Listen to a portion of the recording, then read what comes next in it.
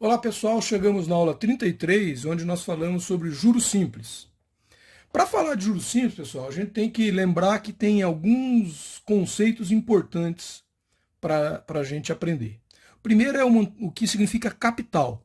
Capital é a mesma coisa que principal. É o valor que a gente está, entre aspas, investindo, né? Então vamos pensar na questão do investimento. Eu faço um investimento, pego um dinheirinho lá e coloco na caderneta de poupança. Passou um mês, ele vai me pagar juros. Esse dinheiro que eu depositei lá na caderneta de poupança, eu digo que é o meu capital. É o capital inicial. A gente pode achar esse nome como principal. Então, capital e principal é a mesma coisa. Montante, pessoal, é o valor total, ou seja, aquilo que eu investi mais os juros, o rendimento que a poupança vai me pagando todo mês. Esse é o montante. Então eu tinha um capital, coloquei no banco, recebi juros por esse capital que eu coloquei lá e fiquei com um montante que nada mais é do que a soma do meu principal com os juros.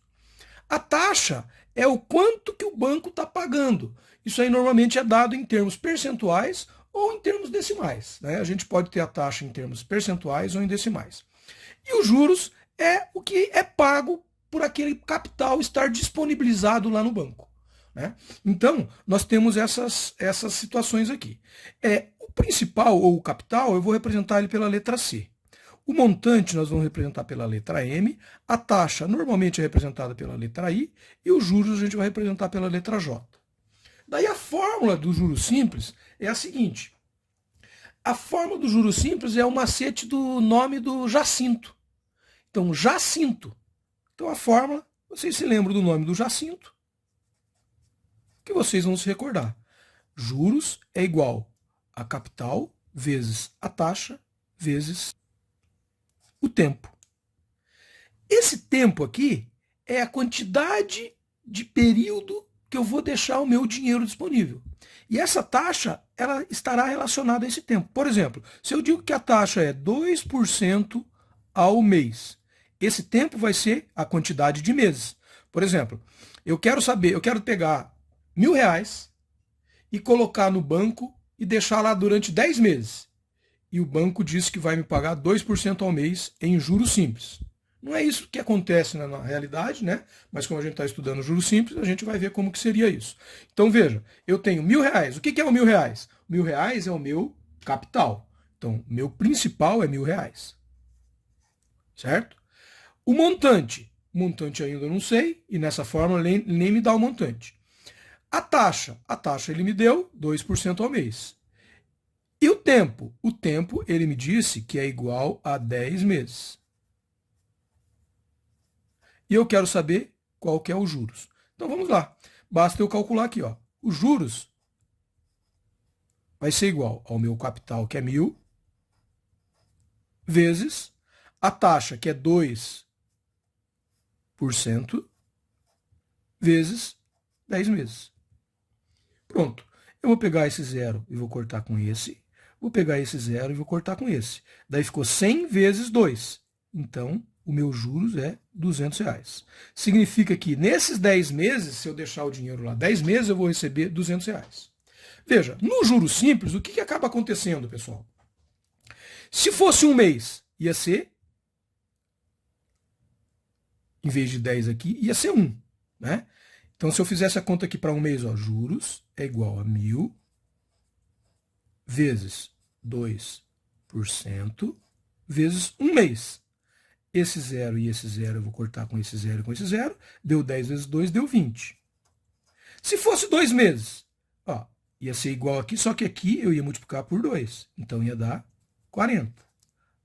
3 meses, 60. Repare que a cada mês que eu deixo o dinheiro lá no banco, aumenta R$ 20 no meu juros. Significa que no juros simples, eu não cobro juros sobre o próprio juros. Eu simplesmente investi esse período de tempo e recebo percentagem de acordo com esse período de tempo. Então, nesse caso aqui, seria R$ 200 por 10 meses. E o que é o montante, pessoal? Passou esses 10 meses, o que eu tenho? Eu tenho o principal, que era 1.000, mais 200 de juros. Então, o montante é igual a o meu capital inicial, que é o meu principal, mais os juros que eu recebi. Então veja, são duas formulazinhas no juros simples que a gente tem que saber. Essa fórmula aqui, que é o montante igual ao capital mais juros, e essa aqui vai valer para todos os tipos de juros, seja juros simples ou juros compostos, né? E essa outra fórmula aqui, ó, que essa aqui ela vale para juros simples somente, certo? Então, normalmente eu vou ter uma dessas informações que o enunciado não vai me dar. E aí, a partir dessa informação, eu vou tentar achar a outra. Né? Por exemplo, se eu digo, se aqui, ao invés de eu não informar os juros, eu informasse os juros, né? Mas não informasse o percentual. Eu tenho todas as outras informações, mas não tenho o percentual. Eu iria calcular o I. Por quê? Numa fórmula, nessa fórmula aqui, eu tenho uma equação que tem várias incógnitas, não é? Olha, J, C, I e T. Mas se eu tiver 3 dessas incógnitas, não importa qual dessas 3, eu vou isolar a que sobrou. E eu vou conseguir achar. Aqui nós fizemos o exemplo isolando o J, porque era a incógnita estava faltando, né? Agora, vamos supor que a incógnita estivesse faltando fosse a taxa. Né? Como que ficaria? Eu teria assim, né? Os juros é 200. Então eu vou fazer a fórmulazinha lá. Os juros é 200.